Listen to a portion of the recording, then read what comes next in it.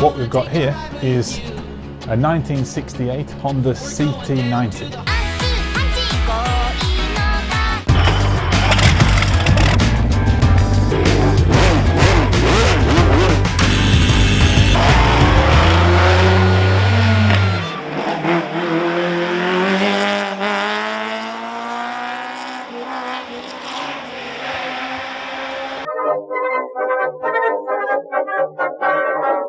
What happened with this, the C90, the Honda 90, usual step-through frame, they did a 50, a 70, a 90, the best-selling motorcycle of all time, and I think these have outsold the combined total of the Toyota Corolla, the Mini, the Volkswagen Beetle, and countless other best-selling cars. Nothing gets close. So in the early mid-60s, a dealership in the US, I think Colorado or somewhere, was massively outselling all the other dealerships in the US. Why? Honda wanted to know. Turns out what this guy was doing at this dealership, he was putting knobbly tyres, bigger mudguards, not a lot else, onto these Honda 90s and selling them for recreational use on farms and this sort of thing. And people were just buying them by the bucket load. So Honda thought, what a great idea. Let's build them like that from the factory. And then along came the CT200 first, which wasn't a 200 at all, it was still a 90, and then the CT90. Okay, so what I've got here is one of the earliest CT90s. They started off in about 1966. The older ones had a dual rear sprocket, so just the one sprocket on this one. Older ones had two. So you want to go to a low range gearbox, you'd stop, take the chain off, you had an extra length of chain that you put in to make it a longer chain, put it onto the other sprocket, and away you go. By which point, everyone that you know, everyone that's gone on the ride with you, they've all buggered off and left you for dead. No good. So when it came to this one, Honda had a much better idea. So what they did, this little switch here, you stop, put the bike into neutral, move this little lever, and you go into a low range gearbox. Fantastic. Any hill, straight up, no problem.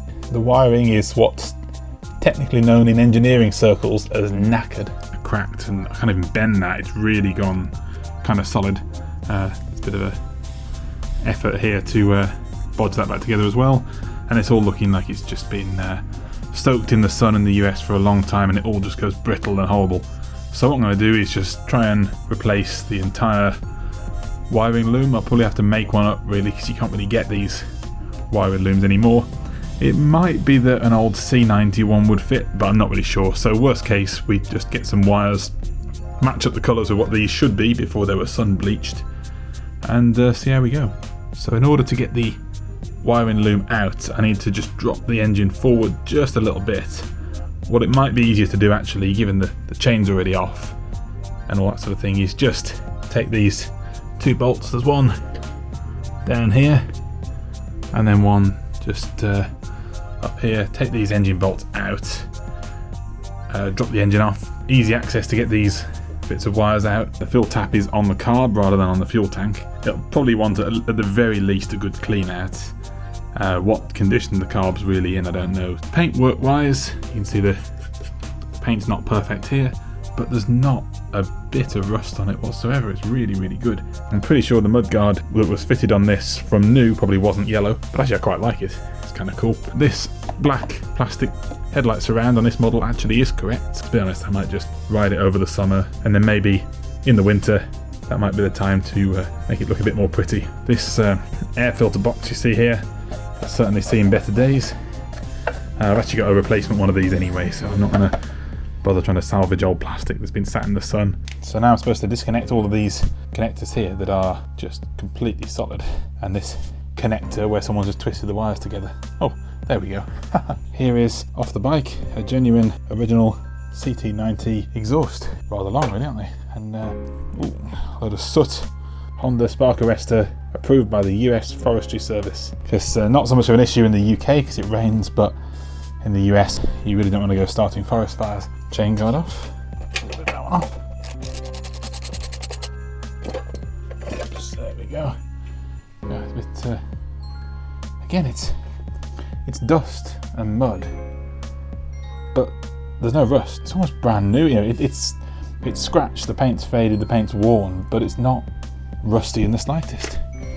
You'd never get anything like that in the UK. It'd be rusted to bits by now.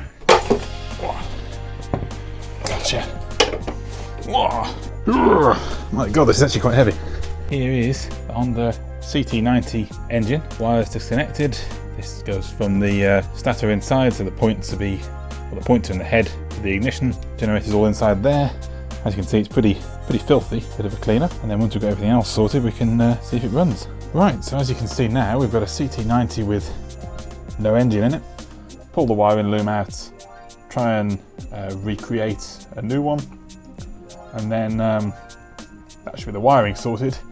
Tyres, as you can tell, aren't in the best of condition. That's actually the rim tape, I think, coming through there. But yeah, these tyres are old and knackered and a bit rubbish anyway. Same for the back wheel. Oops. There goes the brake plate. This back wheel here is not in the best condition either. You can see with the hole here where there should be another spoke. That's ripped out. I've got a replacement one now and a replacement hub. And speaking of which, here is the new hub.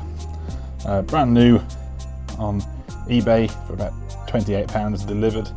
It's even got a new cush drive, new seal bearings in there, and the brake plate with the shoes. And as you just about to see there, as I move the lever, you can see the brake plate, the brake shoes expand, and that rubs on the inside of the hub. That's what slows you down. Okay, so that's been a quick look at my 1968 Honda CT90. As you can see, there's a bit needs doing. We need to rebuild the rear wheel with the new hub, put some new tyres on it. I've got some of those, but I think the front one is going to be a bit too wide. It'll rub on the forks. Clean up the engine, see how that goes. Wiring loom needs completely rebuilding. The air filter housing's a bit knackered, but I've got a new one.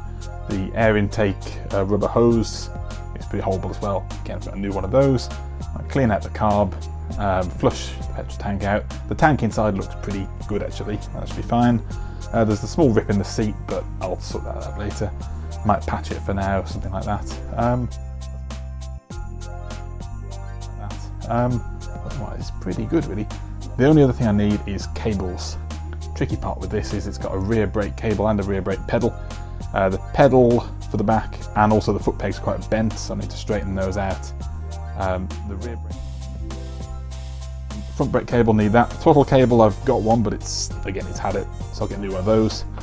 Yeah, other than that, not a lot to do. So next time we'll carry on, we'll do some of the wiring and we'll clean up this engine. And yeah, do join me next time. Thank you very much for watching.